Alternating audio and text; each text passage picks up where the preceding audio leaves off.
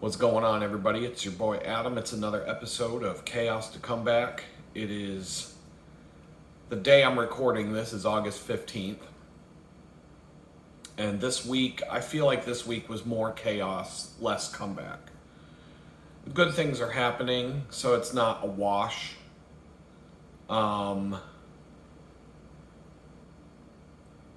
don't even know. Like this week, it's another one of these time warps where the week just went away from me. It really started to take a downhill. It was a downhill trajectory on Tuesday when I had to make all these customer service phone calls that just blew me apart by the end of the day. It's so ridiculous dealing with these idiots from India and all of that when you have a basic problem to solve that should be filling out a form on a website or in hitting submit or a phone call that, you know, aside from waiting on hold, should take a minute, maybe 2 minutes to solve. And it all really kind of kicked off on Friday a week ago when my phone started to, I'm still using the phone. The phone started to, the battery started to swell up and the screen is separating from the phone, and like the whole phone is just falling apart day by day. Like it's crazy how fast this phone is dying. It's like you found out you had cancer and they tell you got a week left to live, and yesterday you felt fine. Today you got cancer, you got a week left, and now you're like 5 days later and your whole body's just falling apart. Your leg just fell off and it's laying over there, and like your hair is pulling out, like you're just like, what's going on? And and a couple days later it's over. That's what's happening to this phone right now. It's that fast. I knew I needed to get a new phone quick. I knew that I would have a couple of days. I knew I'd have like about a week to figure this out. And so yesterday during the live stream, I'm not going to get into all the rigmarole of all the phone calls and all the crazy stuff. I've already done that. But yesterday during the live stream, Amazon showed up with my screen protector, my tempered glass screen protector, and an OtterBox Defender case for my new phone. So by the time that stuff got here last night, I was so exhausted. I was like, you know what?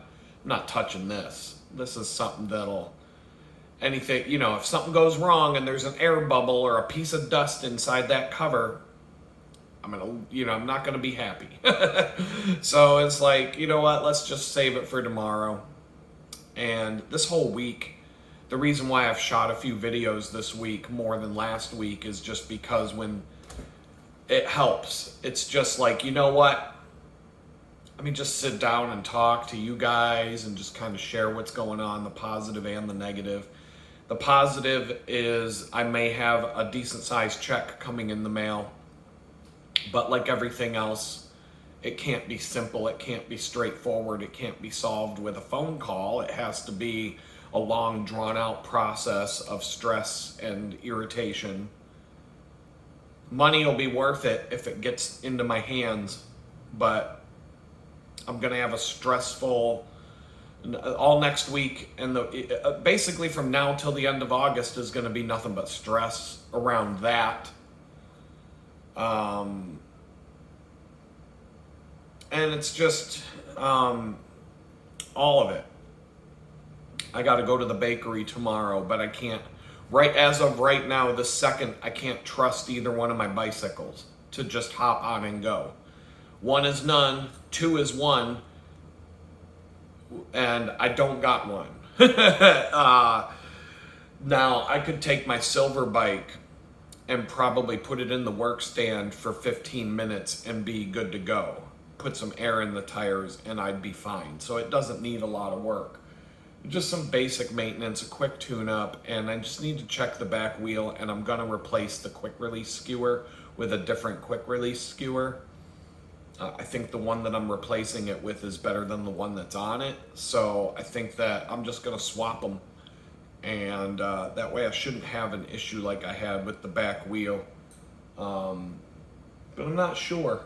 I'm not 100% sure, but I think I know what the problem was. And it's just, it's disconcerting when you're riding on a 25-mile ride and all of a sudden you look back and your wheel fell off. So it's like, yo, and nothing, there was no damage to anything. The frame's fine, everything's fine. It's just the quick release skewer somehow got loosened up and the wheel just went out of the frame.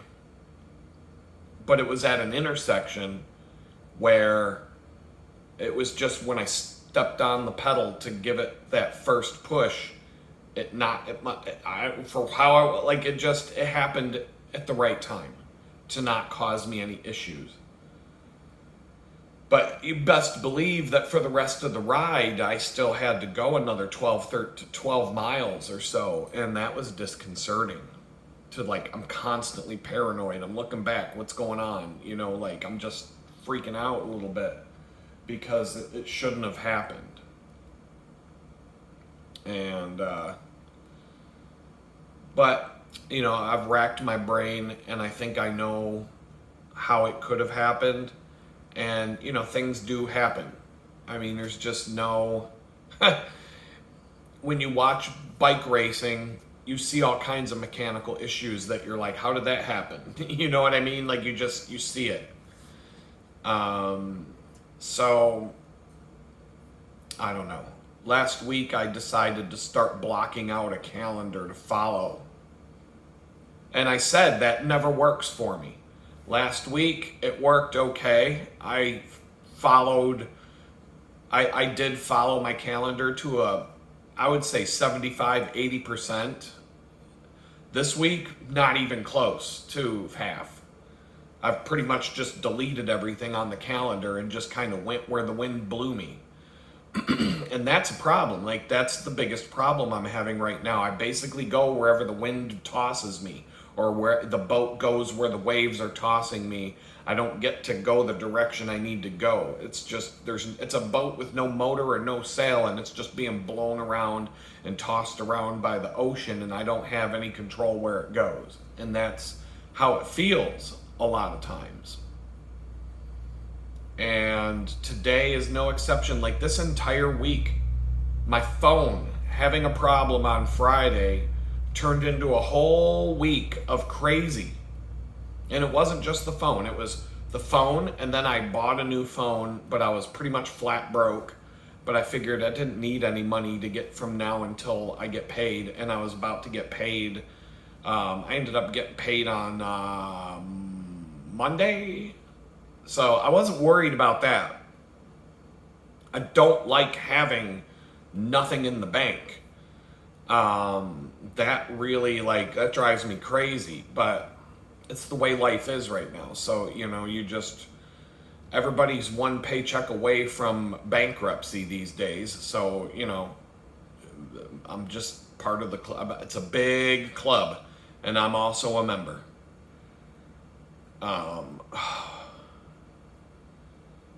So there's something else weird that I'm looking. Anyway, that's a whole nother story. Well, here's the thing. It's the 15th of August, and I gave my landlord a check for the rent and a check for the electric bill on the first of the month, and it's still not out of my account. So I'm like, I get it. Maybe he's just not been to the bank, but I'm like, why is this money still sitting in my account? It hasn't been taken out. And I can totally see maybe he's just being slow about depositing a check. But I'm like, I'm going to have to reach out to him. It's the 15th of the fucking month and the money's still in my account. I'm sure he's just going to text me back and be like, oh, sorry, it took a while to get to the bank or whatever. But my paranoia is off the rails today because of all these different things. Getting a new phone, it's ridiculous, but it's stressful. It's so much. I will keep this new phone for 5 years. That's my plan. It doesn't always go according to plan. But I don't want to get a new phone for 5 years. I don't even want to, I don't care how out of date the phone gets. The phone that I'm using right now was from 2020. It was mine last year. 3 years easily. I keep phones for at least three years, no problem. I hate switching, regardless of how seamless the phone company can make it, and in a lot of cases they don't. Just transferring everything and setting up a new phone from your old phone, and I don't automatically copy you know how they always give you the option to like seamlessly copy all your stuff from one phone to the next? I don't. I look at a new phone as a new phone. I'll set it up from scratch. That forces me to kind of look at and evaluate what apps do I actually use. I'm not gonna install an app that I haven't used for a year and a half. You know, what apps do I actually want to have? I'll make a list of that. And then most of the apps that are cloud-based are just gonna synchronize. As soon as I install and log in, my data will be there. When it comes to like videos, photos, things like that, I got a USB cord into the phone, transfer it to my computer, back it up to a hard drive, it's done. And I don't have to pollute my new phone and take up a bunch of space with files that, you know, why do I care about, you know, a bunch of crappy cell phone pictures? So there's a bunch of things to do though, and it piles up. And so that's an issue of, you know, I got to deal with that. And so my biggest goal right now is reclaiming my energy, reclaiming my time. Those are the two things. You know, and that's what the rulers of this world, you know, if we want to put on the tinfoil hat for a minute, the people that rule the world, they can take everything from you. They can take your property, they can take your money, they can take everything away from you. They can take your career, they can take everything. You can get pretty much everything back. You can't get people back when they're gone. If they're, you know, gone, 6 feet under or ashes to dust. But you for the thing that you can't get back is your time. Once that second is spent, it's gone forever. You only have so much time on this earth, and you don't know when it's up. They say only the good die young and assholes live forever, so I'm hoping to have a really long life. But in spite of that, every day that I waste on something that's not moving the ball forward is a day I can't get back. It's like, you know, you ever watch a YouTube short and or even worse, you ever watch it, one of these, it's just like some stupid ass video on Facebook, here's a life hack, and it'll just like, if you eat a Tide Pod, it'll give you, you know, like whatever. It's just some dumb thing. Here's how to clean something, and it turns out to be just a bunch of garbage. And all the comments will say, how do I get that minute of my life back? I feel like I'm owed money for this minute of my life that I lost. And that's what this week feels like to me. Like, there's good things. I got a new phone. I have my own cell phone account. So I'm not on my best friend's family plan. When it comes to PayPal wouldn't let me have an account because my phone bill wasn't in my name. Now it is. Once I get a couple of phone bills, if you watched a previous video, I had to use an address in Pennsylvania to sign up for the cell phone because that was the address that they saw on my credit report, and because I moved, they wouldn't approve it. So they told me to go back and sign up with my old address in Pennsylvania, but they would still give me a Texas phone number and ship the phone to Texas. But the account has to be under that old address for at least 30 days, and then I can change the address. Okay, whatever, dude. Whatever, at this point. I've got no more fucks left to give about how ridiculously stupid, like nobody's ever moved before. So now you get punished by the credit. Now the credit score, now your credit score goes down because you moved. Like, I can understand that your score might go down because you either didn't pay your bills. That's a good reason for your credit score to go down. You didn't pay your bills, or you took out so many loans that people are starting to get scared that you can't pay them back. Okay, those are the two reasons I could legitimately say.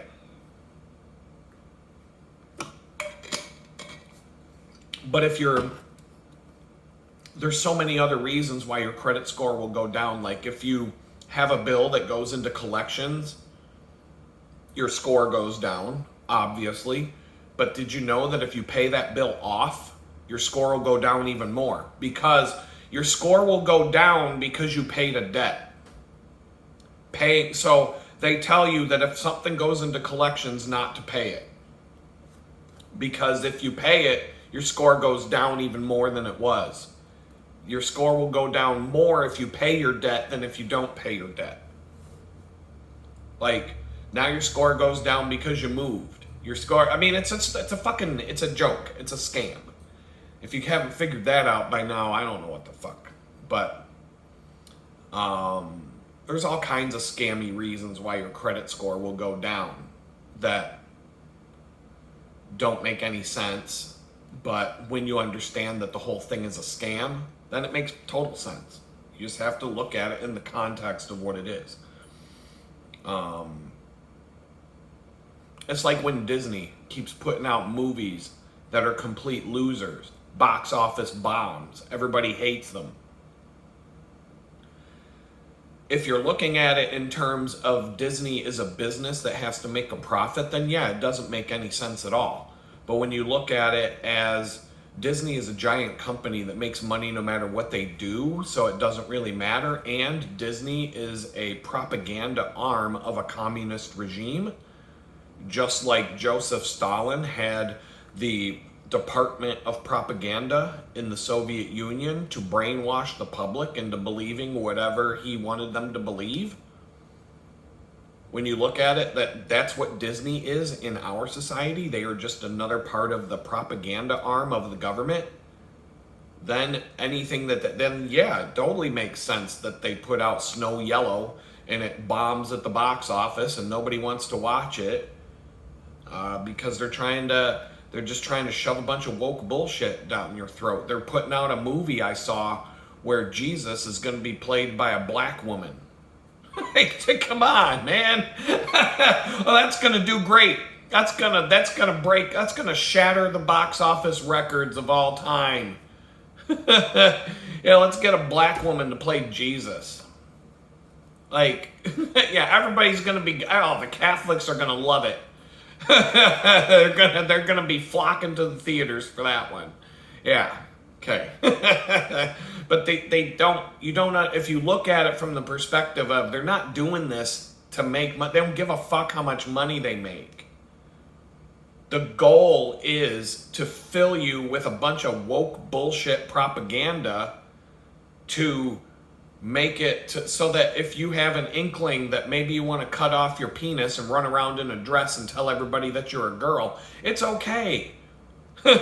It's okay to do that. Back in the day, you would get thrown into a fucking insane asylum and the key would be tossed aside and you'd spend your days there talking to your invisible friends and all that kind of stuff. Now you're given a fucking trophy and worshipped by the media.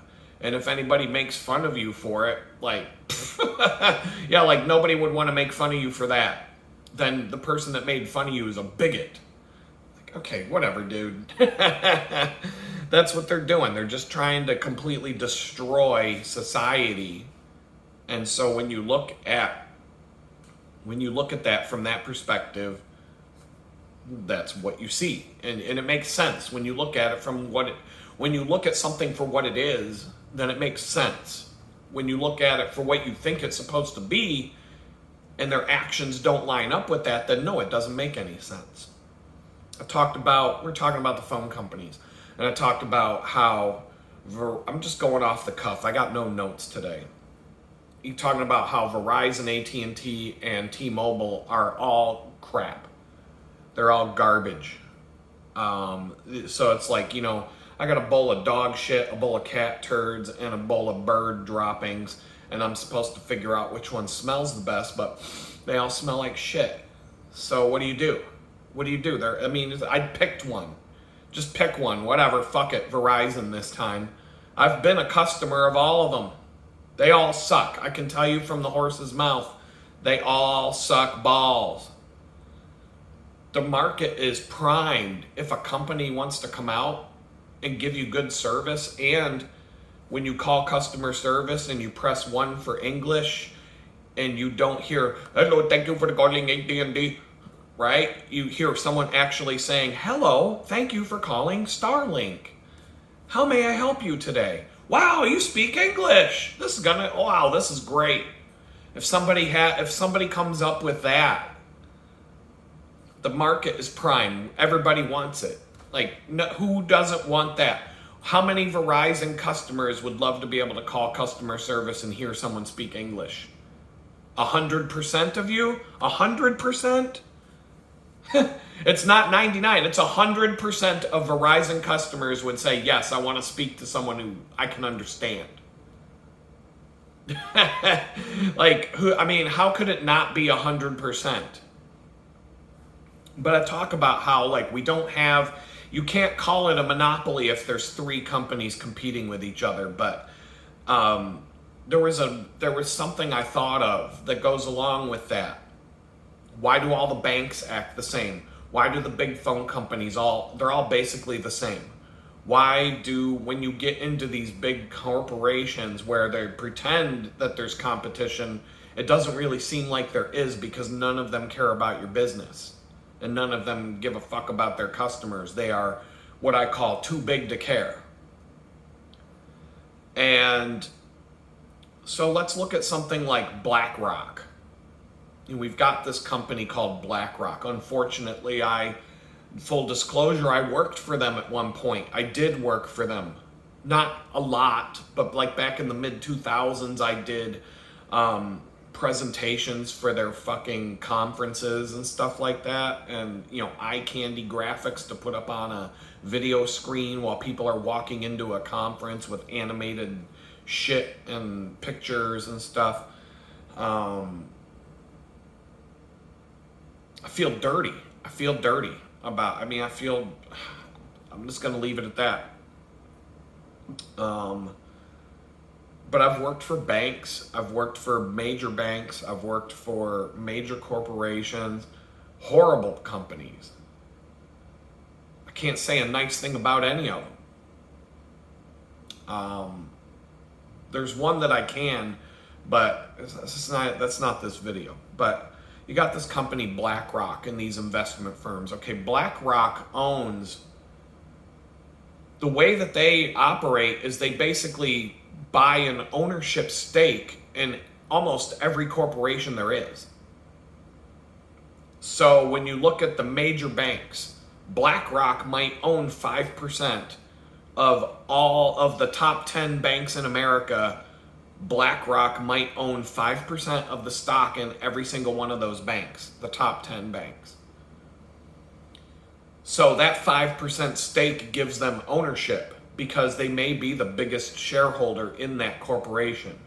So BlackRock, Larry Fink, the CEO of BlackRock, owns every one of the fucking banks in America. Not just the banks, but I'm going to assume, let's ask AI while we're live here. I'm going to go to Grok because that's the one that seems to give me the best results. What stake does BlackRock own in T-Mobile, AT&T, and Verizon?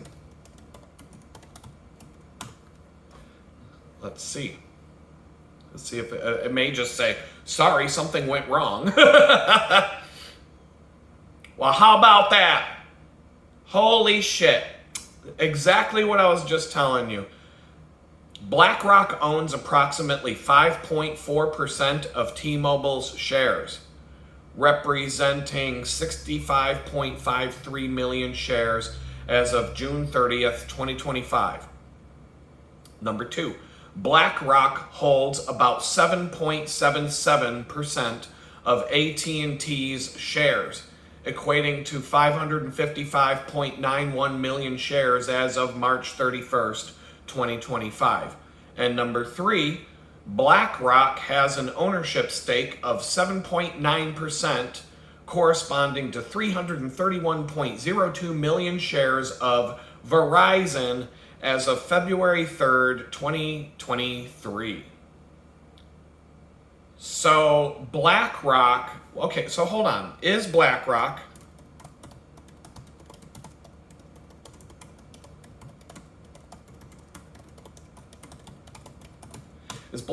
the majority shareholder in all 3 of these companies? It says,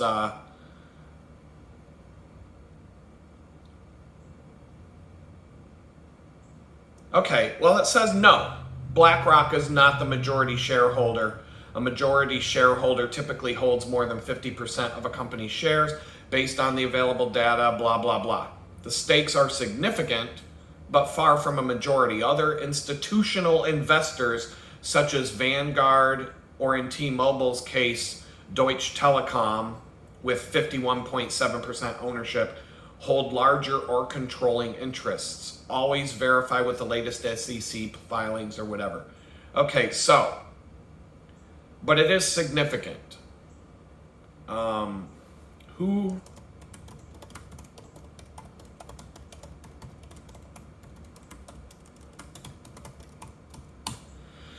All right, so I'm going to ask, who's the largest shareholder in all 3 companies?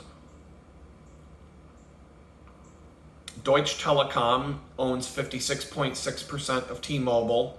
Vanguard owns 8.74% of AT&T. That's a significant but not controlling stake. No single entity holds a majority in AT&T. But the largest shareholder owns 8.74, and we just said BlackRock owns like 7. Verizon, the largest shareholder, is also Vanguard Group, holding 8.2% of the shares, 344, blah, blah, blah. Like AT&T, Verizon has no majority shareholder. Vanguard's is the largest among the institutionals. So BlackRock, Vanguard, and other companies, but BlackRock owns 5 to 8% of each of these. Let's just cut out Vanguard and these other ones. BlackRock owns 5% of all the shares in all 3 of the major phone companies.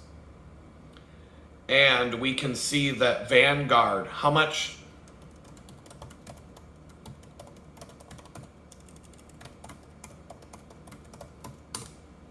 Let's just see what Vanguard owns about AT&T, because I'm sure they're in there. Okay, Vanguard owns 3.73% of T-Mobile. So BlackRock and Vanguard own a large portion of all 3 of those phone companies. So think about that. If all these institutional shareholders own all 3 of the companies, then if one of the companies starts to hurt the other company, what do you think? You think Larry Fink is going to put up with that shit? You think T-Mobile's going to get a call from BlackRock and Vanguard saying, cut your shit, you're taking our fucking stocks down on the other 2 companies? You see what I mean? Like, how does that impact fair and open competition in a free and open society when the same people own all 3 fucking companies? So if for some reason, like I said, if T-Mobile did something that made the other 2 companies drop, BlackRock, Vanguard, all these other CEOs are going to be calling up T-Mobile going, what the fuck's going on, asshole? You fucked us up. Yeah, you're making more money, but you fucked us on our other stocks. Stop it. So that's why, but this institutional ownership, if BlackRock decided to sell all of their shares dump all of their shares of AT&T or Verizon or T-Mobile, it would cause a meltdown in those companies. Same with Vanguard. What if Larry Fink and the CEO of Vanguard got together, had a couple of drinks, and said, let's dump our shares together? Now you're talking like 10, 15, 16% of the shares in one of these three companies. You could sink it tomorrow. You could even get together, have a couple beers and say, let's sell all of our shares in AT&T tomorrow, both of us.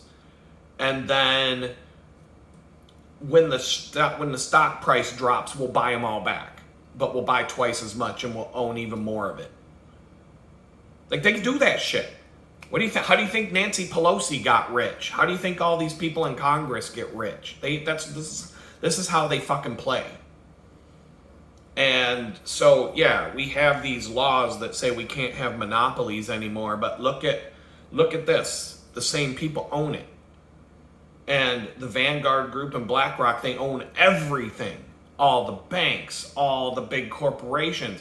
I guarantee you, Nestle, all the food companies. How much of all the food companies for the food that we eat, how much of that does BlackRock own? Probably all of it. Probably every single company that's worth a certain amount, BlackRock has a major stake in that company. So when one phone company says we're going to send all of our customer service to India, then the next company has to send all their customer service to India, and then company number 3 has to send all of their customer service to India, because Larry Fink, the CEO of BlackRock, said so. And he says, if you don't do what you're told, I'm going to dump all my shares of your company and your stock price is going to plummet. And it's going to cause a panic, and customers are going to leave, and your perception of your market worthiness is going to go down. Like, you're going to have big problems, because me and my buddy over at Vanguard, this is what we want. This is what we want you to do, and if you don't do it, you're going to have major problems. So these investment firms can hold a flame to all the companies that they own now and just say, this is how it's going to be. This is how banks can make it impossible for you to get a bank account if they don't believe they disagree with your political beliefs. This is how all of the banks simultaneously can say, we are not going to allow gun dealers to have bank accounts with us. And then all the major banks follow suit. Because somebody at BlackRock makes this decision, and this person at BlackRock owns a giant number of shares in all of these different companies, and they decide what these companies are going to do, because they're the ones that can make the company sink or swim based on manipulating the stock markets. So this is where we're at. This is out of control capitalism at work. So communism and capitalism are both shit. It's because the end result is the same. You and I become a slave, and some fucking rich cocksucker in a castle gets to rule over us. You know, Joe Biden gets to be president by going on a fucking campaign from the basement of his house. And he gets to be president even though nobody voted for him. You know what I mean? Kamala Harris gets to be the nominee, and nobody actually voted for her ever leading up to that point. They're just like, she's your candidate. You don't like it? Fuck you. She's the candidate. Well, what about, no, you don't get to vote. Fuck you. We picked her. That's it. You don't get a say in this. No fucking votes. She's the candidate. If you don't like it, fuck you. She's the candidate.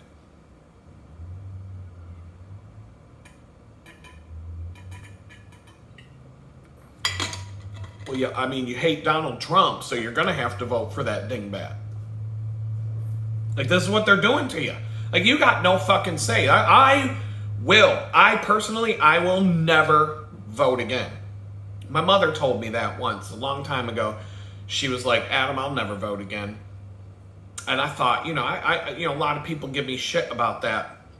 I gave my mom shit about that. Now I get it. I'm like, yeah, I get it, Mom. I get it. Yeah, I'm not going to waste my time with that shit. I'd rather watch a fucking rerun of Matlock. I'd rather sit and watch reruns of Matlock all day on some free streaming app because I'm broke and have nothing else to do.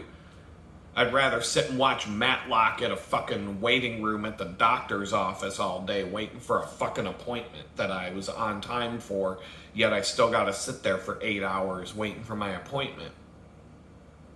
I'd rather do that than go vote. I mean, I'd rather pluck my hairs of my arm out one by one with a pair of tweezers and going for a whole day than vote.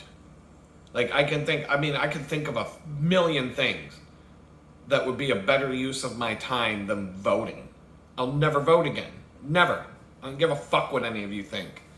You don't get anything for it. When have you ever voted for something and then got what you voted for? Never. You voted and, oh wow, it's another lying sack of shit who breaks all of his promises and doesn't deliver anything he said he would. And, well, he gives them a couple of nuggets.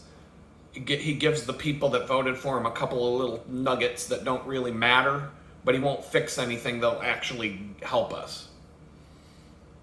And he'll turn around and say, what Epstein files? What are you talking about? Why are we still talking about this shit? Why? Like, well, who cares about that? The whole thing's a scam. We're not talking about that anymore. Why is Ghislaine Maxwell in prison for 35 years for human trafficking when she didn't have any customers? We don't know. Fuck it. Why are you talking about that? So, this is why my YouTube channel has been shadow banned, and I'll never get any more subscribers. So, let's add another reason to that. Talk about bicycling and stuff. I'm going to talk about Chaos to Comeback for a minute because I'm going to give something the college try here. I tried to block out a schedule for this week and it just went to shit. Last week it was pretty good. I'm going to try it again next week. But this week it's done. Between the bicycle malfunction, the phone, this letter I got from the bank, having to deal with that, having to take an extra bike ride to go to the bank, and just like a bunch of other random shit, my mind is shot out. After I get off of the thing with you guys, I gotta put a case on my phone and a screen protector, and that takes a minute. I know it's not a lot of time, but the screen protector, I gotta make sure that there, no air bubbles. I think I've got one in here. I get one chance. And if it screws up, which, I mean, most of the time when I get two screen protectors, the first one has something in it that ruins it. And I have to rip it off and toss it away because it's done. And take the second one out and put the second one on. This one's got like an alignment tool, so it's supposed to align exactly with the phone and have almost no chance at all for air bubbles and particles to get in there and stuff like that. And it's a brand spanking new phone, so it should be pretty straightforward. The OtterBox case, that's easy to put on. But I gotta do it with patience and tranquility and just peace of mind. So I need a minute to do that. I gotta screw around setting up that phone, but I'm trying to keep this phone active until this stuff with this bank goes through. Because all the customer service nightmares that I've had in the last week, I want to port the phone number from the phone I'm talking to you on right now to the new phone to keep my phone number. And I'm terrified. And my best friend's like, dude, he's like, it's straightforward. You should be able to just you should be able to do it without any issues. And I'm like, yeah, the key word is should be able to do it without any issues. The last time I tried to change my address with T-Mobile, it took them 2.5 months. And I had to harass them like 10 or 15 times. Oh no, it was 20. I counted yesterday. 20 times. I had to harass them on Twitter back and forth with customer service, because that's the only place you can actually get actual customer service is on Twitter for all of these companies. You can't call the company anymore. You got to go on Twitter. That tells you something right there. So no, it's not straightforward. And here's the thing: I'm gonna try to put my phone number from this phone to a new phone, and I'm gonna have two phones that don't work, and I can't send any texts or make any phone calls, and now I'm fucked because I can't fix the problem at all. And then I'm gonna have to call somebody, or someone's gonna try and call me, and it's gonna be like, this number has been disconnected, or who fucking knows, man? So no, I'm not gonna just do this until I'm at a place where when they're gonna screw it up. If it goes smooth, I'll be like, yo, how did that happen? Like, I can't expect it to go smooth. If I can't change my address,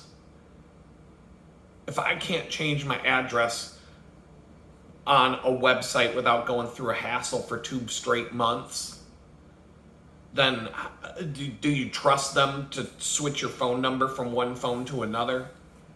I don't trust them I don't trust them for a second to do anything right. If they happen to do something right once in a while, all right, fine. A broken clock is right twice a day. So maybe once in a while, but 99 times out of 100, I'm finding out that when I need something done and another human's involved, it just goes to shit. So I don't have any faith in humanity for the most part. I can say that my experiences as of, I can say that over the last year and a half of my life, since the day I got out of prison, first of all, I've seen the worst of humanity. I've seen the worst that people have to offer directed at me numerous times. So my lack of faith in humanity is firmly grounded. But on the flip side, I've met a lot of really great people, wonderful people. I would say that,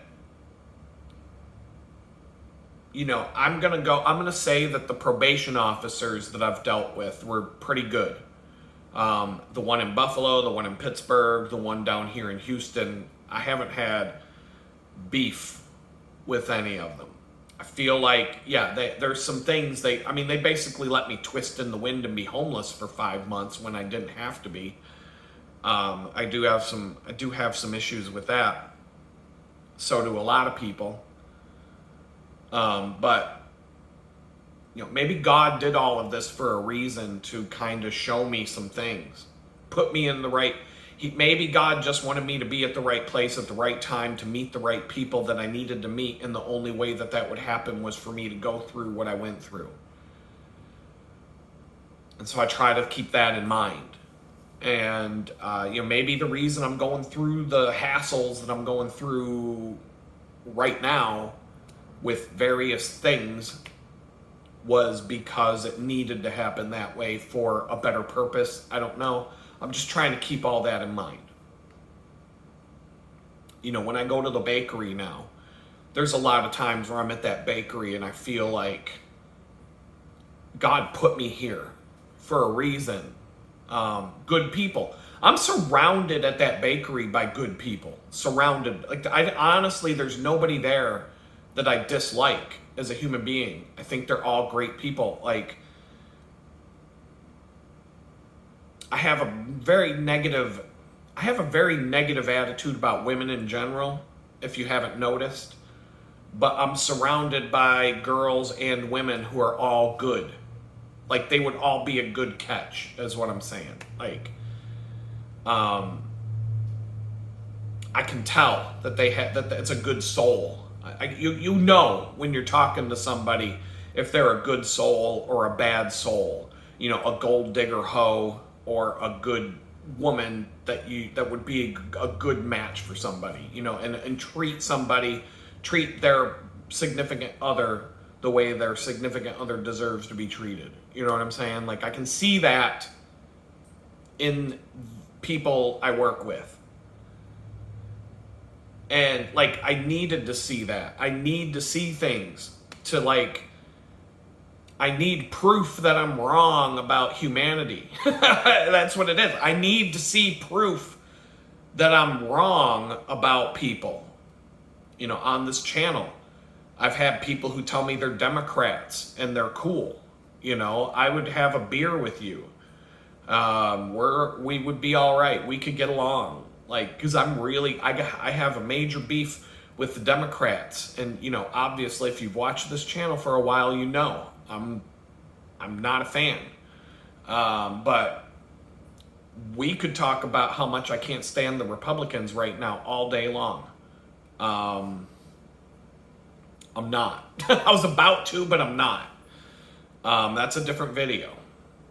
In a nutshell, one thing that I'm really irritated with the Republicans about is they are completely obsessed with taking food stamps away from poor people. And then if the poor people are lucky enough to keep their food stamps, the Republicans, all the MAGA people, are like, we get to decide what you're allowed to eat and what you're not allowed to eat. And they're like obsessed with this shit. And I'm thinking, there's a lot of other shit you should be worried about other than fucking food stamps for crying out loud. Like, there is a lot more government waste going on that makes food stamps pale in comparison. But what are you going to do? You're going to go right after the homeless people. They're like, we got to get out the bulldozers and kick these homeless people out of all our towns and cities and lock them up in prison because of the crime of being homeless. We got to take away their food stamps. And if the lucky ones that get to keep their food stamps, we get to decide what you eat and what you don't eat. And like, fuck you. Fuck you. Here in Texas, the MAGA, the Republicans, the entire country of the United States are generally legalizing weed. Most people understand that smoking weed isn't as bad for you as drinking alcohol. Alcohol's perfectly legal, but weed isn't, and it doesn't make any sense, and people know this. So states, even Ohio, a Republican state, there are Republican and blue states that are legalizing weed and saying, we don't want to spend our government resources going after people that smoke weed. Not Texas. Fuck no. Texas is like, fuck you. We're going to make weed more illegal. If you're caught with a bag of weed, we're going to throw you in prison for a year and charge you with a felony. And we're going to outlaw any product that contains any THC at all. You can't even get like body lotion that has, like you can't get CBD oil or none of it anymore. Fuck you. Fuck you, because we're Texas. Fuck you, Texas. Go eat a dick. I hate this fucking place. I really do. I'm not a fan of Texas. I think Texas fucking sucks. Texas is just as much of a police state as New York. There's differences, but the reason why I can't stand Republicans or Democrats in general, there's 4 types of people. I've got to say this every time. You got the ignorant who just don't care, who don't want to know. They don't know who the vice president is. They don't know who the governor is. They don't know their senators, representatives. They don't give a fuck about any of it. They don't vote. They don't care. They know they're all a bunch of crooks. I just want to live my life. Ignorance is bliss. You got the number 2. It's the opposite of that. The people that are wide awake. They can tell you everything that's going on. They can tell you all the dirt about the Clintons. They can tell you the dirt about the Bushes. They can tell you the dirt about Donald Trump, Obama, all of them, George Soros, BlackRock, all of it. They can tell you all of these things that they've accumulated knowledge about over the years because they don't look at it like my team is good, their team is bad. So they learn all the dirt about everybody and they're like, fuck, we're screwed. That's the awake people. I get along with them, all of them. I get along with them just fine. Then you got these Republicans and you got the Democrats. And the thing about the Republicans and the Democrats, they love the police state. They love government authority. They love big, overblown government authority, big brother, police state, militarized police. They love it as long as they can use it against the other team. So the Republicans talk about how much they hate the police state when the Democrats are using the police state against them. But now that the Republicans are in charge, now they love the police state, because now we can send the police state to go after all the Democrats that we don't like, and we can oppress them, and we can ruin their lives, and we can do everything to them that we want to do because we're in charge now. But then when the Democrats get back in power, they're going to be like, fuck you, Republicans, we're using the police state to come after you. We're going to ruin your life. We're going to make it so you can't go grocery shopping unless you take a vaccine. You got to wear a mask on your face, or you can't leave the house. You can't have your family over for Christmas and all this other. Fuck you all. Fuck all of you people with your police state bullshit. I'm the guy sitting here saying, you know what? I think people should be free to go out and get gay married at a shotgun wedding where everybody's carrying around AR-15s on their shoulders, smoking weed. Like, for real. Like, leave us the fuck alone. Just let people do what the fuck they want within reason, as long as they're not bothering anybody else. If two dudes want to cut off their dicks and put on a dress and get married to each other and pretend that they're girls, fucking let them. I don't care. What is it going to bother me any? I mean, don't let them in the girls' bathroom when my daughter's in there, or we're going to have a problem. But up until that point, fuck it. Do what you want.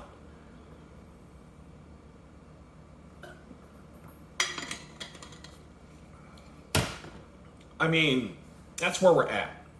If somebody wants to smoke weed, if they fucking banned Coors Light in Texas, these stupid ass cowboy hat wearing hillbilly retards would be stomping through the Capitol building on horseback with a bunch of fucking AR-15s slung over their shoulder going, "Where's my beer? What, you took my beer, you motherfucker?" Right? They'd be fucking up in arms. All the alcoholics are so much better than the potheads. Fuck all of you. Fuck you all. Like, for real, man. Just get the fuck out of here.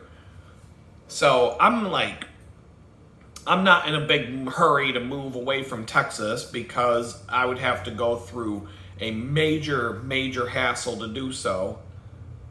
But when my probation's over with, I'm getting the fuck out of here. I don't want to be here. I already know. I mean, I would like to experience Houston and say I actually lived there and did things and experienced things, and I got to go see the rockets launch or whatever the fuck they do, and the space stuff, and I want to go to Galveston, say I camped on the beach, and I did this, I saw that, I went to the hill country, I went, I hung out in Austin, did this, did that. Whatever. I'd like to be able to say I did all these things and just be like, but I want to get the fuck out of here.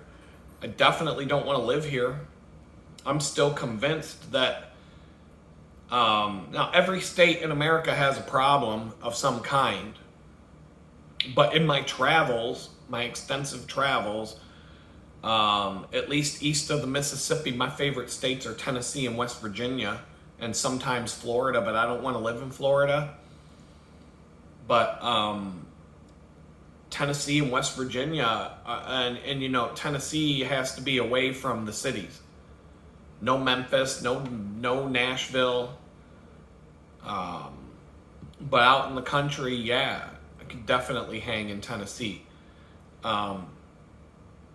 When you're in the Great Smoky Mountains and you go from the North Carolina side to the Tennessee side, it's different. It's a different experience. It's a different vibe. North Carolina sucks. Tennessee's fun. It's great. West Virginia's all right. Pros and cons. I can't stand Kentucky. It's a beautiful state. There's a lot of cool stuff to do there. Never in a million years would I want to live there.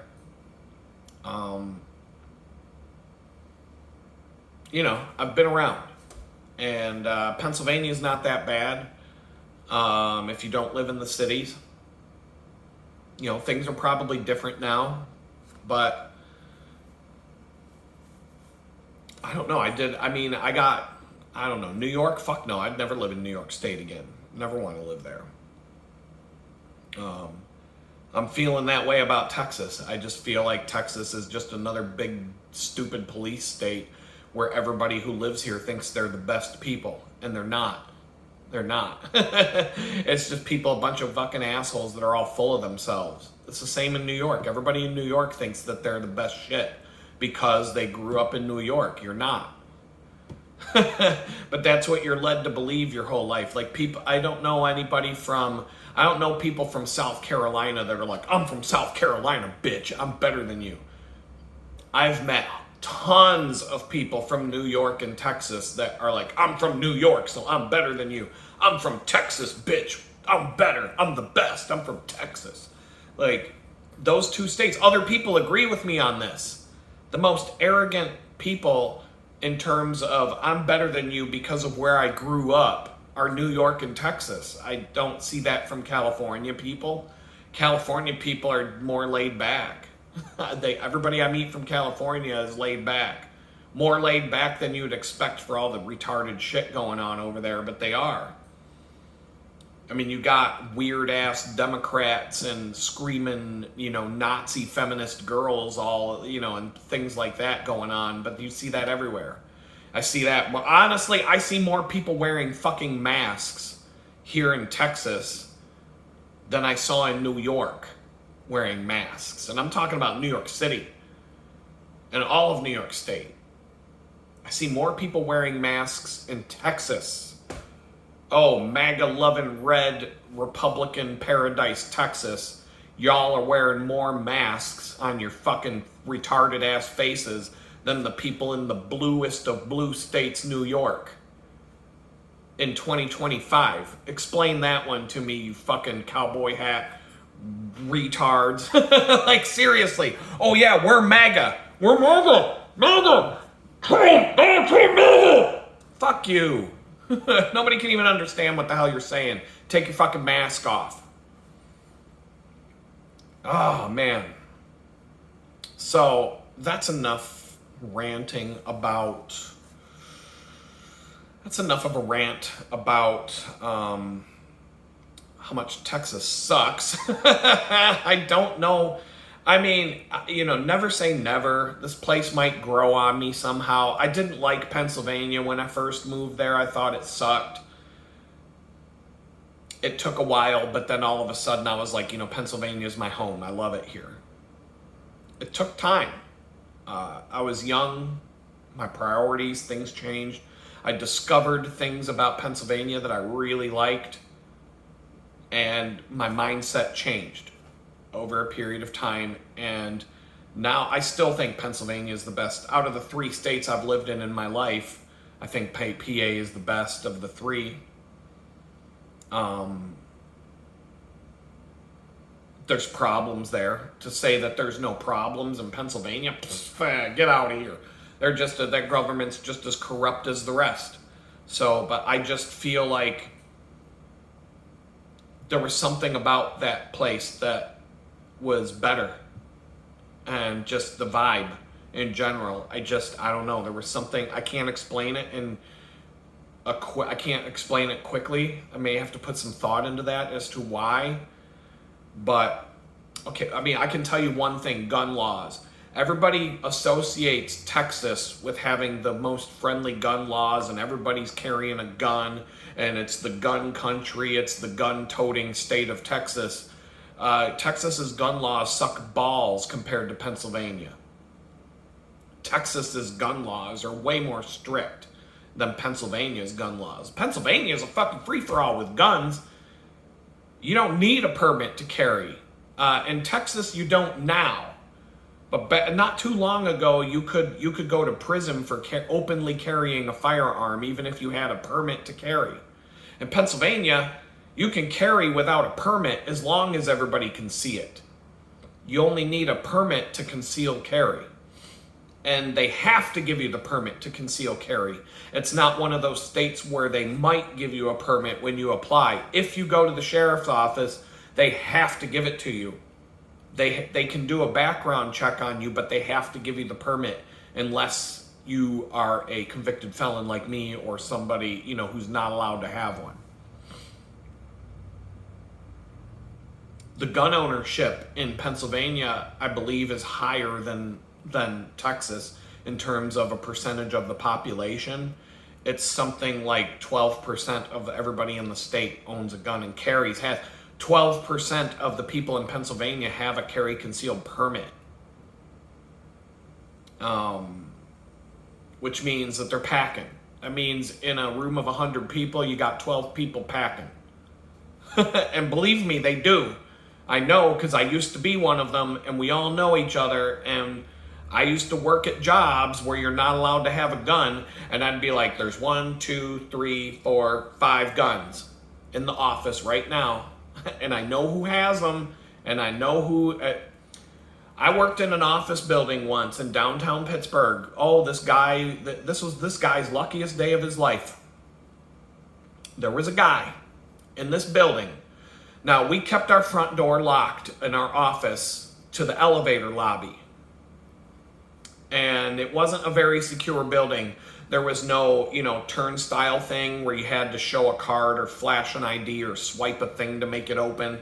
You could walk right past the security desk and go right to the elevator.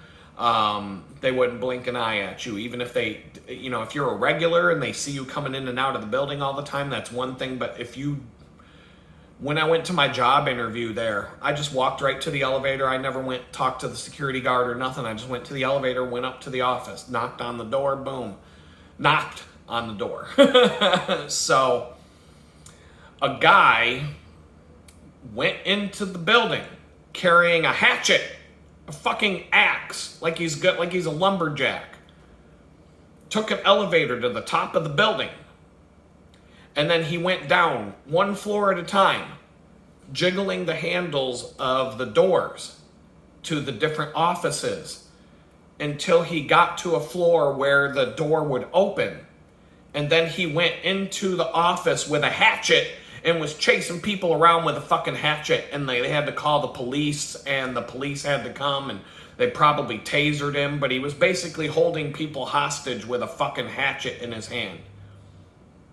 He came to our door and jiggled the fucking handle of the door, and it didn't open, and he just decided to keep going down because the floor where this happened was below us. And we all looked at each other, me, and I'm not going to say names, but me and so-and-so and so-and-so and so-and-so, we all knew that we were all packing because we talk about this shit. It's like animals. You can smell your own kind. Hey, you're carrying, aren't you? Yeah, you? Yeah. They're just like an animal. It's just like dogs sniffing each other's butts. You know. There's 1, 2, 3. There were like 5 guns in this fucking office. And the one guy who sat right next to the door was packing. I sat right next to him with a view of the door. I'm packing. There's another guy around the corner. He's packing. There are at least 3 guns in the office when that guy jiggled the handle on that door. Can you imagine what would have happened to this motherfucker if he opened up that door and pulled a fucking hatchet out and came at us? He would have probably had a few holes in his sweater. I mean, it was either going to end with him dropping the hatchet and begging for his life, or him raising his arm and having like 10 fucking holes in his shirt. And then the cops would come and be like, thank you. We'll clean it up from here. We're gonna take a statement or whatever. And yeah, but the company, I'll just say the company was based in Boston, so they would have frowned on it. They would have probably frowned on the fact that their employees shot up a guy who came into the office with a hatchet because they're just a bunch of woke assholes from Boston. And we probably would have all got fired for it. But whatever, it would have meant I didn't get attacked with a fucking hatchet. At least I didn't get attacked by a guy with a hatchet today. We shot him. Now I'm looking for a new job because woke assholes in Boston would rather me get cut up by a guy with an axe. But, we weren't having it. We weren't having it in Pennsylvania. That Texas has stricter laws about shit like that. And I don't think that would happen here.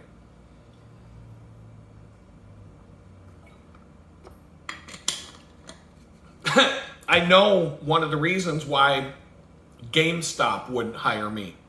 I went on a job interview at GameStop, and I don't carry a gun now because I can't. Legally, I can never hold a gun. Legally, I'm never allowed to hold a gun in my hands for the rest of my life because I'm a convicted felon.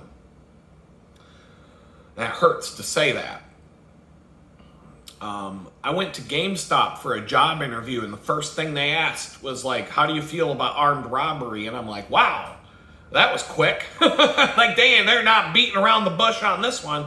Because I noticed out in the parking lot, they have one of those police camera things where it's like a construction zone thing with the lights on top, but they got like this pole, with wheels on the bottom so they can drive it around on a trailer, like a tiny little trailer with a battery or generator and a pole sticking up with a bunch of lights and cameras at the top. And it said, call 911 if you, and I'm see that in the parking lot, and I'm looking around and I'm like, yeah, this is one of those neighborhoods for sure.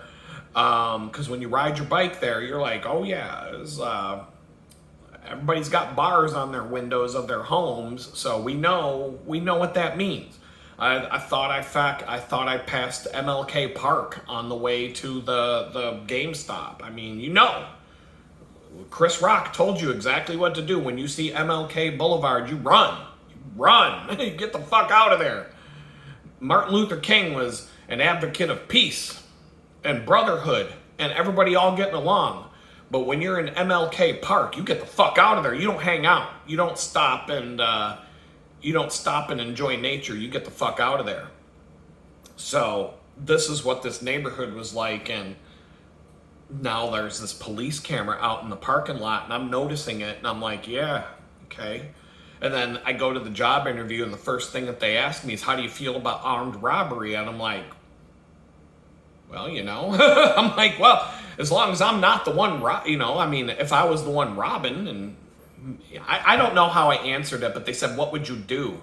And I said, well, I would pretty much just appease the guy, give him what he wants. I mean, I'm like, I don't give a shit about your money. I'm like, I'll hand him all the money that's in the safe. I don't care. That's GameStop. I don't give a shit about GameStop's money. I'm not going to get shot trying to protect GameStop.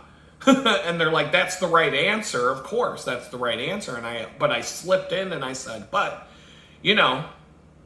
if I had the opportunity to do something about it, like bop them in the head or whatever, I said something along those lines, like if the opportunity presented itself that I could put a stop to this guy, it's over.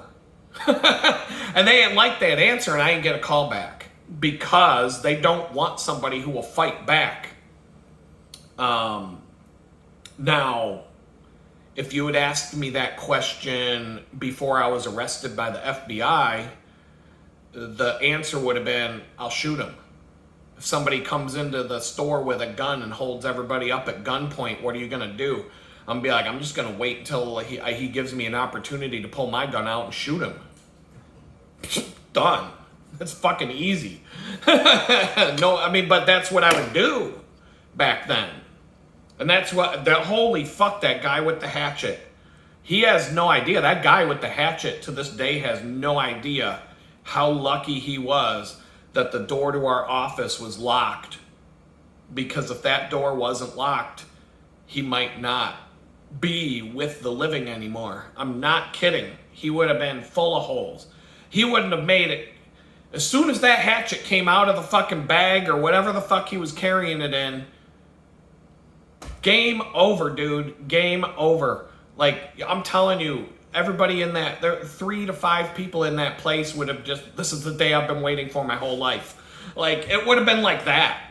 It would have been like that. I get to go home and tell everybody I shot somebody today. Like, it would have been like that. That's Pennsylvania.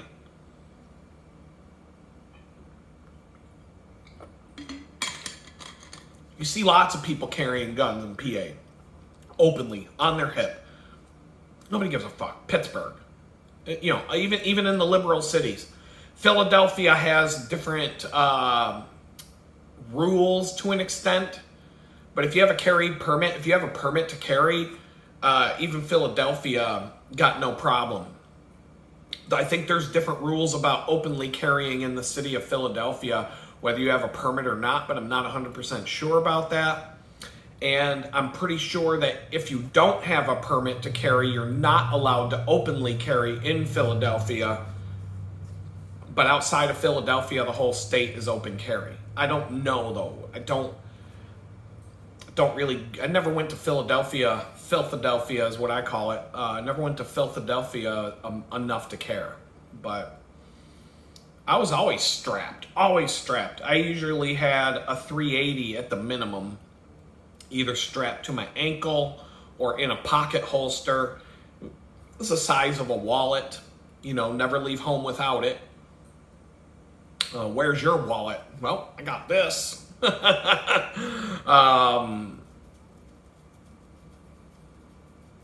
And then sometimes, like I went on a date once, and this girl was a straight up liberal, lost cause, feminist. She was a teacher, like the worst kind. And we got in, I just knew, I was like, I could tell during this date that it just wasn't, we weren't compatible. I just knew this. So I don't know how the conversation steered in this direction, but we started talking about guns. And she's like, oh my God, you own guns? And I'm like, no, I don't. She said, hold on. She said, oh my God, you own a gun? And I'm like, no, I don't own a gun. I own like 13 guns. And she's like, oh my God. And she's like, don't tell me you're carrying one right now. And I'm like, no, I'm not carrying one right now. And she's like, oh, thank God. And I'm like, I'm carrying 2 right now. I'm like, what the fuck? And she's like, how are you carrying 2? And I'm like, well, I got a 45 in my pocket holster and I got a 380 on my ankle. And she didn't even know what that means. She's like, oh my God, you got 2 guns? And I'm like, well, if somebody fucks up and I run out of bullets, I got 5 more on my ankle. 6 more, 7 more, whatever it is. It was, 6 in the clip, 1 in the chamber. The pocket gun, I was taking the compact clip. So I only had 1 in the chamber, 5 in the clip. But I did have a 7-round mag for that gun so I could carry 8, but it would stick out farther. So I was going low profile that night. And so she freaked the fuck out. And, you're not carrying a gun right now, are you? And I'm like, no, of course not. I'm carrying 2. And she was like, oh my God! Like you thought, oh my God, you thought I just raped her. And so I'm like, I gotta get out of here now, because I don't know what the fuck this girl's gonna do next. So we wrapped shit up and we got out. And then she asked me to walk her to her car because it made her feel safe that I was packing heat. And I'm like, I'm like, no, we're done. We're done, honey. No, this ain't gonna work. I had another girlfriend that told me she would never live with me if there were guns in the house. And I'm like, oh, there's guns all over the house. There's guns in every room. My son has a gun in his room. What? Well, it's his gun. It's his gun. He's allowed to have it. He's trained. He knows how to use it. He knows what it does. He's not gonna fucking. I trust him. It's not like he's if he was an untrustworthy child or he did something to have that taken away, it would be gone in a second. But yeah, he had a rifle. And, there were times where my son might be home alone. And woe be to anybody who broke into that house thinking you're going to take him to Epstein Island. That shit ain't happening. So, yeah, guns. So, yeah, I was like, well, the shit's not going to work out, honey. So, I mean, she moved into an apartment complex, like, down the road from where I lived, because she didn't want to move in with me, but she wanted to be next to me. And I'm like, well, like, you're just going to have to get used to having guns in the house, I guess. Like, there was a lot of other reasons why this wasn't going to work out, but it got strange with that. And I'm like, well, yeah, I mean, it's either me or the guns. All right, bye. My guns are never going to do me wrong. You might.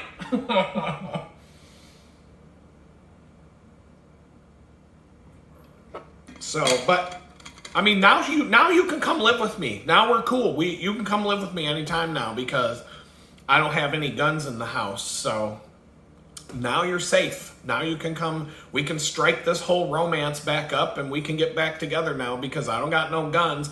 I'm a convicted felon now and I can never own a gun or hold a gun in my hand for the rest of my life. That'll make you feel really safe, huh? So, that's where we're at. So I guess I've got, since I'm gonna, since all my videos are an hour long and more, the last thing I'm going to talk about is, I just alluded to, I'm trying to take matters into my own hands and get my energy back, my time and my energy back. This week I accomplished things this week and I still plan on accomplishing more today. I will have 2 bicycles ready to go by the end of the day. I'm waiting for the spokes to get here.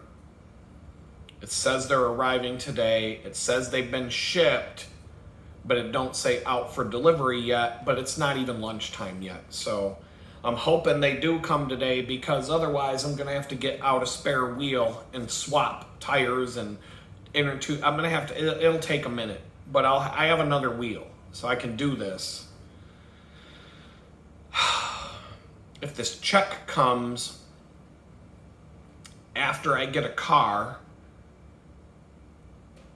the next thing I want to do is try to go visit my kids in Pennsylvania if there's enough money left. But I also want to get this apartment done, the things that I wanted to do here. And I want to get a little bit better workstation set up for my bicycles. And maybe the workbench that I'm thinking about and a wheel truing stand. Because even if it's a cheap one, I don't need the $400 Park Tool wheel truing stand.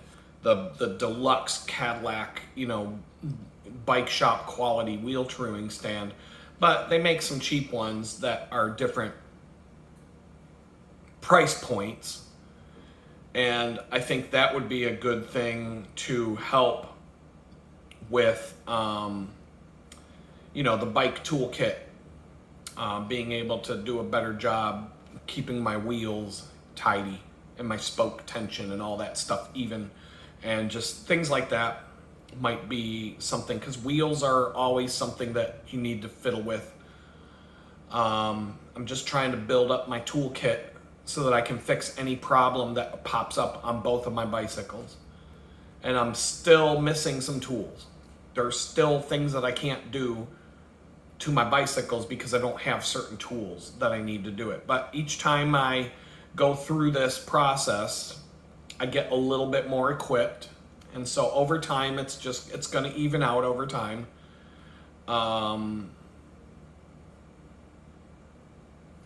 So I don't know. So one of the things that I found out that I'm burning 8,000 calories every time I go to the bakery. I've got a list here of what the readouts were. Right here in my bicycle commuting checklist. And it was on August 2nd, I burned 8,407 calories. That's the whole day.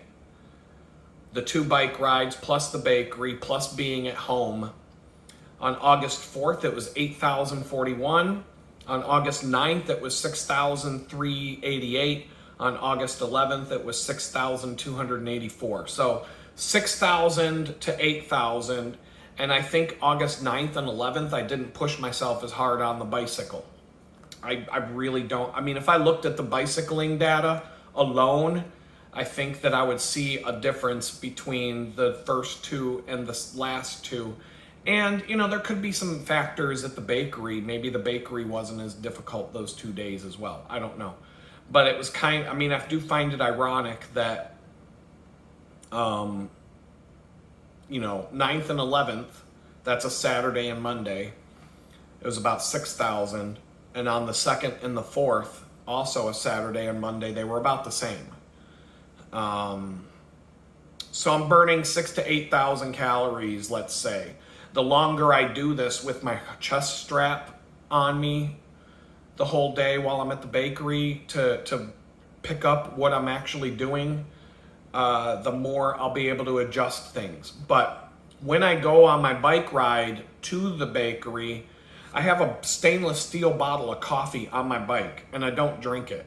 And I have a water bottle that's mounted down below the tube, but it's hard to grab when I'm riding. So the only way I'll even take a sip of water is if I'm stopped at a traffic light for a little while and I can like actually reach down there and get this other bottle, take a drink and stick it back down there.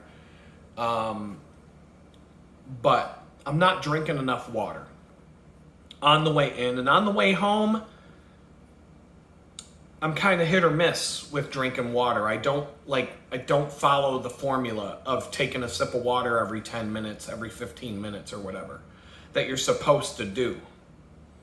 And so one of the things about watching the Tour de France got me thinking about a lot of different things. All the riders in the Tour de France are wearing the same heart rate monitor on their chest that I bought. The Garmin. They're all wearing it. So that was what kind of got my mind. I already wanted this for 20 different reasons. And watching the Tour de France for 2-3 weeks or more, I don't know, pretty much the whole month of July, got me convinced, all right, let's do it. I even sacrificed a little bit of my grocery week to do it. Because money, if I'm going to rob Peter to pay Paul, you know what I mean? So, but it's all going to the same, what were they called? The disciples. It's all going in the pot. So I started paying more attention to what I'm doing. I started tracking my calories more when I eat, but not really trying to make any changes right away. But now I'm starting to make changes to what I'm eating each day, and I'm already seeing an effect. I've lost about 8 pounds, give or take, over the last week. And I'd say since August on, the video, my phone tapped out. It was hard. Disk space was full, and oh man. So I had to transfer all the files to my backup drive and wipe the phone from video files and hit record again. But in the meantime, while that was taking place, I got my phone all cased up with the OtterBox Defender. I've got protection for the camera lenses, and I've got a glass screen protector on top of the glass, and one tiny piece of dust in the top corner. I did a pretty good job. One tiny little piece of dust in the top corner of the screen protector, but the screen protector came with a plastic guide to align it exactly with the phone, so you don't have to fiddle with that. And it came with 2. So I could take a mulligan and just rip it off and do it again, but I'm good. Like, one tiny little piece of dust off to the side bothers me because it's like, you want it to be perfect. But those damn screen protectors are difficult to get installed without. You need to be in a room like they work on the Hubble Space Telescope back in the day, where you've got like a white lab coat and gloves, and you go through like this dust removal room, and you touch everything with white gloves, and you never touch the actual glass, and there's absolutely zero dust in the room, and like you need like that, where they work on computer processors and crap, like the perfectly white sterilized computer lab with the face shields and all of that. That's what you need in order to put a protector on your screen. Otherwise, it's not gonna go. Something's gonna be wrong. It's gonna be an air bubble. There's gonna be a tiny little piece of dust that. Yeah, so it's fine. The way I look at it, if this lasts a year before I drop it and crack the screen protector, I'm good. I've got one in reserve, so if I need to, I can swap it out one of these days. I'm not gonna worry about it. It will keep the actual phone. 5 years from now, if I'm still using that phone will look brand new, as if it's never been touched by human hands the whole time I own it. as long as it's in that case. The OtterBox Defender case is great. The only problem I ever have with these is it has like this rubber outer part that there's an inner case that snaps around the whole phone, and then there's this outer rubber shell that goes around the whole thing. And it has enough of a lip on the ends. The screen almost, in an OtterBox Defender case, you can throw this thing at the wall, and the screen it's almost impossible for the screen to get tapped and shattered. Almost impossible. I've never had it happen with an OtterBox Defender case. I put an OtterBox Commuter case on a brand new phone, which is the next level down, but it's thinner. Went out on a hike, phone slipped out of my hands 2 days after I bought the phone, bam, shattered on a rock. Done. Phone was pretty much hosed. But I had the insurance, and it had been a long time since I cashed in an insurance claim on a phone, so I didn't have a deductible. I got a brand new phone like 24 hours later, so it wasn't a big deal. It was a little bit of a headache because the phone really didn't work at all after that. It was done. And as soon as that new phone showed up, in fact, I think before the phone showed up, I went down to the store and got an OtterBox Defender, like top of the line. Just that's the case. That's the one I use. The only thing that I would, if I'm doing a product review right now, the OtterBox Defender, I've used this on so many phones. The one thing that always happens is the outer rubber case will stretch out over time, and it'll start to fit loose on the phone, and it won't feel tight anymore around the phone. You're going to get about a year before it starts to do that. And just carrying it in your pocket and different things, it's just going to loosen up. There are different ways to get the rubber to kind of shrink and come back, but it'll never be like it was new again. You can put it in a pot of boiling water and it'll shrink, and that'll give you a couple more months when it starts to do that. There's other things that you can do. There's port protectors on this. The USB port has a little, it flips out like that. Sometimes that'll just rip off over time. But it will protect the phone. I've never had a phone wrapped in one of those get broke. So I'm down with it, but I give it 4 stars. One time I put the OtterBox rubber shell in a pot of boiling water and walked away, and all the water boiled away because I forgot about it. And all of a sudden I heard, what's that smell? I go out in the kitchen and the damn pot on the stove has like melted rubber and smoke coming into the kitchen. That was a fun experience. And it was a Corning Vision glass pot. And so when I ran it under the water, the thing just went boom and like blew glass all over the sink. It was a real fun experience right there. But it was a pot that I didn't care about. I don't like the Visionware cookware, and it was something I had from a long time ago, and it was just in my collection of kitchenware. And but it was better than ruining I wasn't going to put it in a stainless steel pot, is what it was boiling down to. No pun intended. And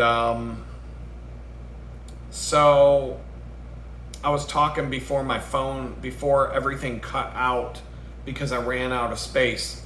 I was talking about taking control of my health a little bit more. And so I've got what I need to do this. But just to recap, I started talking about it and then the phone chopped it off. So when I go to the bakery and back, I'm burning all these calories, but I'm not drinking enough water. In the afternoon, I'm more likely to drink enough water because it's hot and my body's just like, give me something to drink.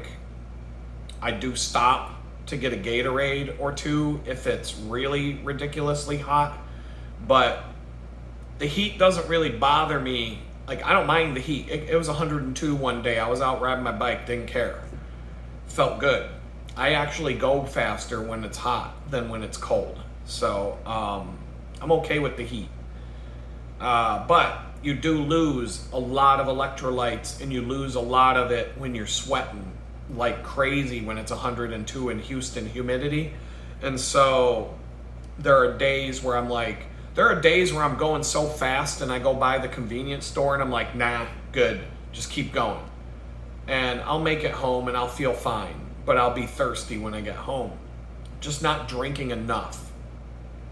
So I used Grok to kind of give me some ideas and kind of figure out a little fitness nutrition plan for the days that I'm going to the bakery and back.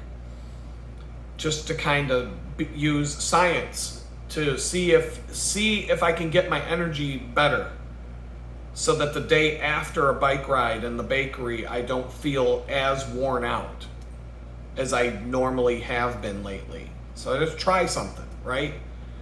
And a lot of people are mad that I was talking about the Tour de France so much. My viewership shows it dropped by 50% from July to August. I won't get a payout for the month of August, that's for sure, right now, because half the people disappeared. I'm getting like one comment on a video now and not even 100 views. Whole bunch of thumbs down. I get it, fine, you don't like Tour de France. Go watch the Super Bowl. Enjoy your fucking NFL. Enjoy all your pussies with their helmets on and their pads all over their body, playing like 5 minutes in a 15-minute quarter, running for 5 seconds at a time, playing a game once a week. Like, even hockey players, come on. The NHL, to win the Stanley Cup, when you start in the playoffs at the beginning of April, you might have to play 28 hockey games to get that Stanley Cup, and that's if each season, or if each series goes to 7 games. I think it's 4 rounds. You might have to play 28 games of hockey 2 days apart, each game like 2 days apart, to get that Stanley Cup in your hands.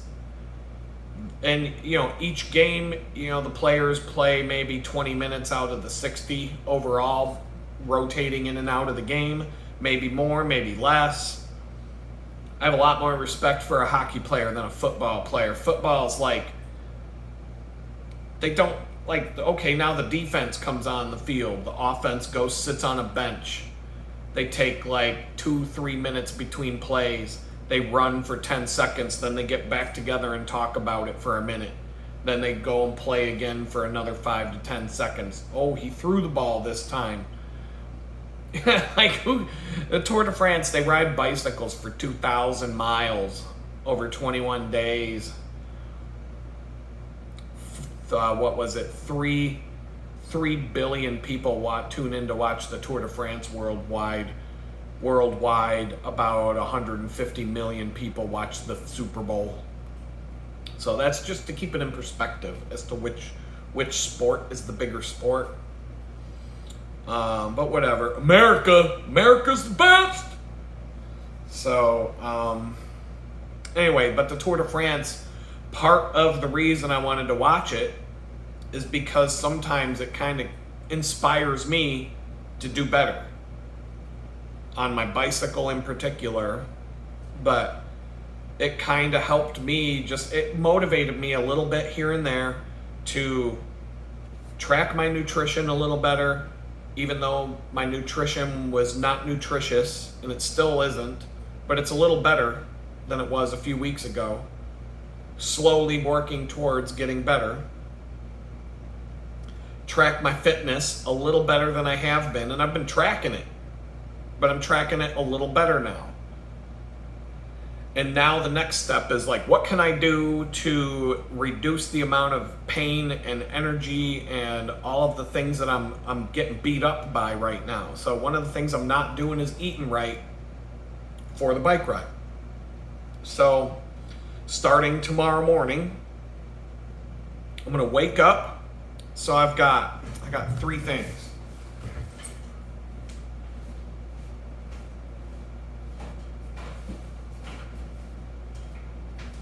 Part of my groceries this week were taking care of this. Now, all 3 of these things are probably cheaper in the long run than stopping to get 2 Gatorades on my way home from the bakery. So I got this. It's Sport Hydration, electrolytes, tablets. If I can open the freaking box, I'm just gonna rip it open because I don't care. It comes with these little tubes, and you get these tablets inside the tube. You drop one in your water, you got electrolytes. It's probably better than Gatorade for you.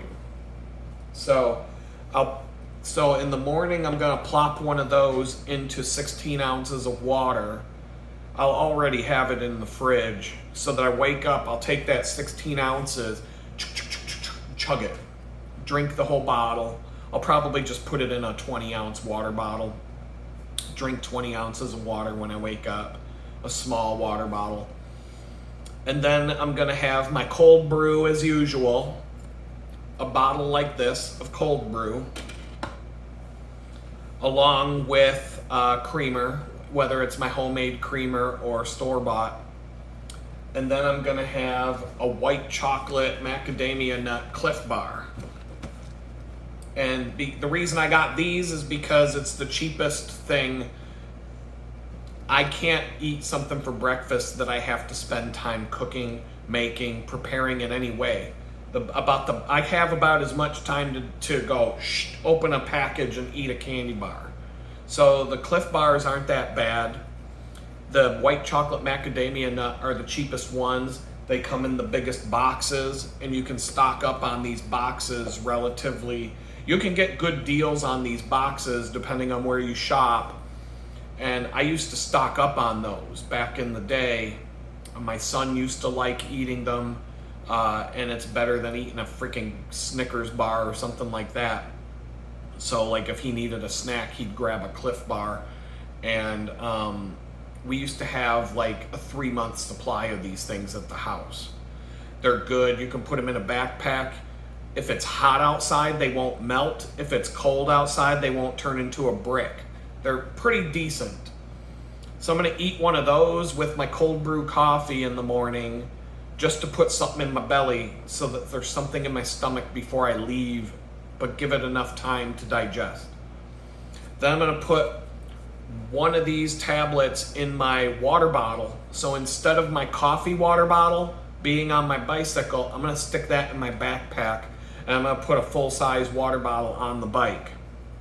And so I'm gonna have 24 ounces of water with one of these tablets in it when I leave for the morning, and I will drink that I will make sure that I drink that on my way to the bakery, the whole thing. By the time I get there, that bottle will be empty, and that's about the right amount of water for that ride.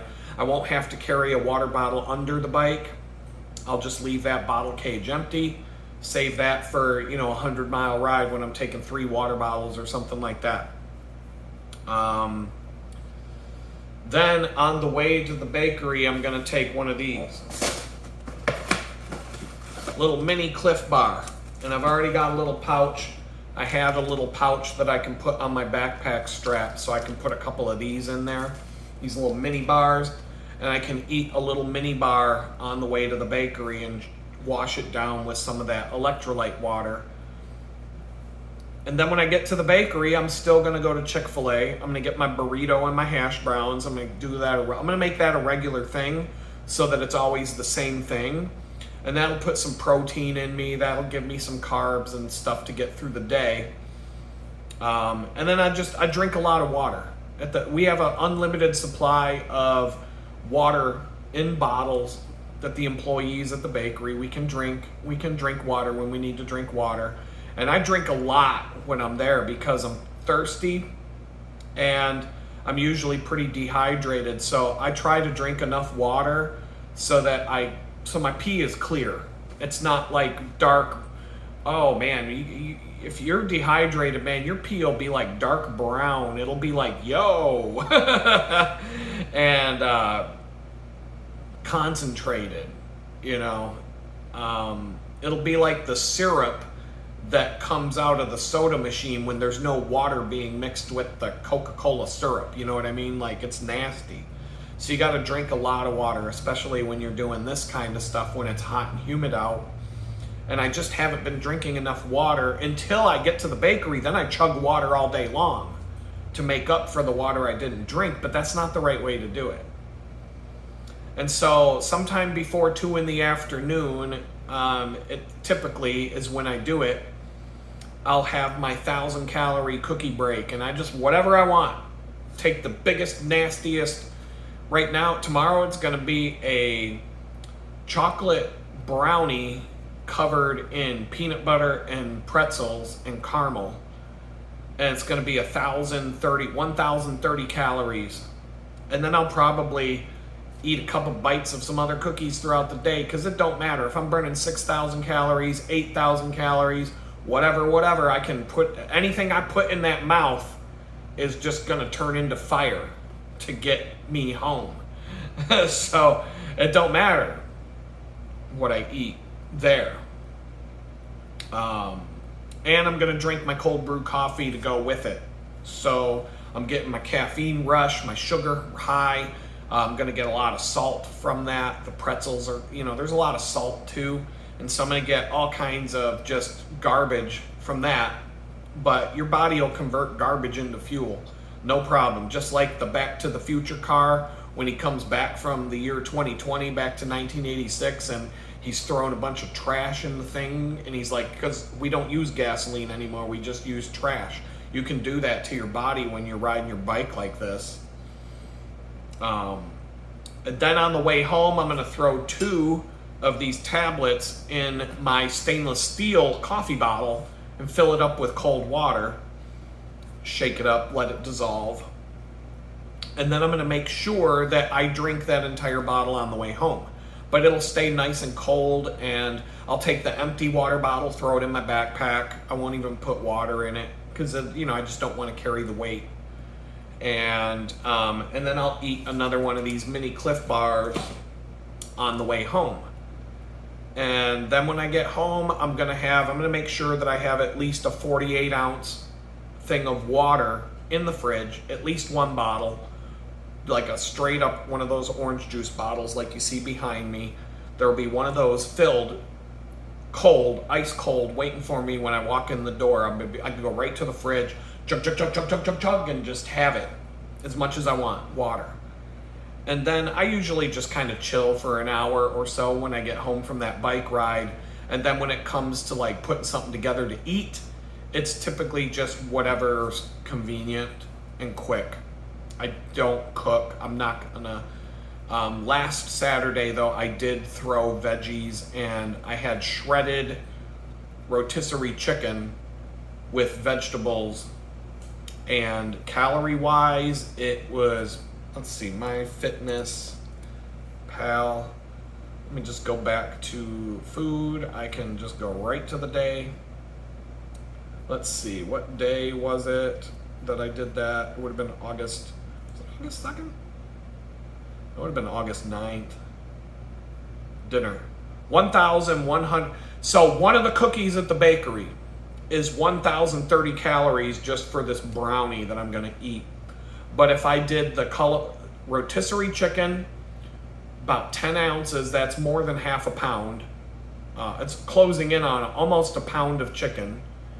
10 ounces of chicken, half a stick of butter, a whole bunch of peppers and onions, red peppers, green peppers, yellow peppers, sweet, bell peppers, onions, cauliflower rice, all mixed together, 1,171 calories for that. A big ass bowl of food that I'm going to be full after I eat is 1,171 calories. If, for example, I go and eat a freaking pizza, like a straight up, like macadamia nuts, 4 ounces of macadamia nuts, a handful of macadamia nuts is 800 calories. A giant bowl of chicken and vegetables, 1,100 calories. The macadamia nuts, that's like a snack. I'm not even gonna feel full after that. The giant bowl of chicken and veggies, I'm full. I'm stuffed. But calorie wise, it's low. And it's chicken. It's all protein, it's all lean, it's all pretty good for you. So that's one of the things that I'm gonna go to replace some of the bad stuff I'm eating. 3 slices of Brothers Pizza, 672 calories for 3 slices of pizza. I'm gonna feel that's gonna feel like I had a snack after that. Pepperoni, Gouda cheese, and a sleeve of crackers, of Ritz crackers. That's 2,000 calories. So if I come home from the bakery and I eat a sleeve of crackers with pepperoni and Gouda, just each one, piece of pepperoni, a piece of Gouda, and a cracker, a whole sleeve, that's 2,000 calories right there. And I'll feel full after that. But it's double what the chicken bowl will cost me. So the chicken bowl is great on the days where I'm not doing anything, like today. I'm sitting on my ass in front of a computer all day, and I'm gonna get a rotisserie chicken or 2 today when I grocery shop, and I'll shred it, put it away, and have that for these meals. Plus I've got frozen chicken in the freezer that will cover me if I run out of chicken. And I will get sick and tired of this all the time. So I'm gonna do it like maybe 2 times a week and probably save the big chicken bowl meal for the days like today where I don't need a lot of time to do it. You throw it in a skillet, you turn on the heat, you stir it around with a spatula, and you're good to go. It's pretty simple. It's pretty quick to do. A little bit of cracked pepper, half a stick of butter. You got to give it some flavor. It's going to be too bland without the butter. There might be some other things I can do to flavor it up. Get the Southwest vegetable mixes that are frozen, and they've got like a little sauce packet with them, and the calorie count isn't too bad. There's different ways to do it. You can mix it up, but that's going to be a go-to for me for a while. But between being a good boy, maybe Sunday I'll just eat whatever I feel like eating, even though I'm not doing anything, and not really track it. I did that last weekend. I don't remember what I ate. I didn't even put it in the tracker. I was like, whatever. Just eat till you want to eat till you don't want to eat. If you do that like once a week, okay, fine. But with the exercise I'm getting, as long as I make a few little tweaks to how much I'm eating, especially on the days where I'm super, super hungry, but all I'm doing is sitting in front of a computer screen all day, that will change the weight gain into weight loss. And in the last, I can't look it up because the phone is being used to record a video, but I've lost 8 pounds. I'm about 220 right now, and I was 228 like a week, I don't know, not even 2 weeks ago. I don't think, like 10 days ago. At some point I clocked in at 228, and I was like, yo, this gotta go. It's gotta stop. That's the top of my limit. And I'm like, okay, turn this ship around and go back down. And so I gave myself until the end of October to get down to 200. And right now I'm on point with my weight and the trend line. It's hugging the line. So it's going to go up, it's going to go down, it's going to, but if I just kind of make a few changes, and I figured out, here are some changes I can make that will actually have an effect. According to AI, according to Grok, the food on the bike and making sure I'm properly hydrated should give me 2 to 5 mile an hour average speed boost. I don't know about that. There's a lot of other factors there, but I should get a speed boost from that. So that's about it. That's all I wanted to talk about today. It's another random video with random things. And if you watched this far, cool. Peace, thank you for sticking around. And the channel will continue to change and get different over time. It is what it is. I don't want to be stuck at the same number of subscribers that I've been stuck at since a year ago, forever. So I gotta figure out some way to break out of being shadow banned, and people voice their opinion, whatever you want to say. I don't give a shit. But this whole thing is to just document the struggle of losing everything at 47 years old and then having to start life completely over at 49 from zero. And how do you do it? I don't even know how to do it. So I'm learning while you watch me learn. With that, I'm gonna get going. I got other things I want to do. Gonna be getting a delivery from Amazon pretty soon for some spokes to fix my bicycle. I'm gonna have to set up a makeshift bicycle shop here in the kitchen, and or the room, call it the room, the great hall, in the great hall. And I don't want to do it, but it's got to be done. It's got to be good. I got to have both bikes ready to go tomorrow. Looks like it's gonna rain today. So I gotta I'm gonna have to lay down a garbage bag on the floor to catch wax and grease from the bike chain, and just make sure that everything's good to go and everything is tuned and everything, I feel secure and like my bike is gonna do what it needs to do tomorrow. And I'm not gonna have any, then I'll have 1 is none, 2 is 1. I'll have 2 bikes at the ready with the ability to fix most things that are going to happen out on the road as they happen out on the road and get me home or get me there.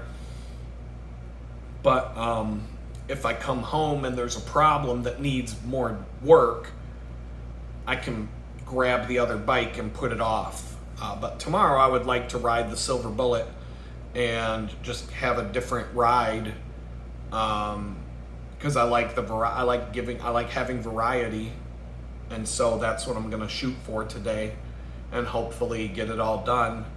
But freelance is fucking shot this week. Just too many things got in the way, and that's why I'm shooting videos this week, because I don't got anything else I just can't do anything else. It sucks. Last week was a lot better than this, and so I'm going to try to learn from this week. And I think that, just being a little bit better with the biking. I can't stop going to the bakery. I can't just turn it off and say I'm not doing it anymore. So I'm forced to do this. So I have to find a way to deal with it, that I'm not waking up a train wreck on Sunday and Tuesday. Let's see what happens. Give it 2 weeks of following this plan, eating better overall, eating a little better, but specifically on the days that I ride my bike. And we'll see where it goes. With that, I'll report back whatever happens, when it happens. And until then, peace out. We'll talk again.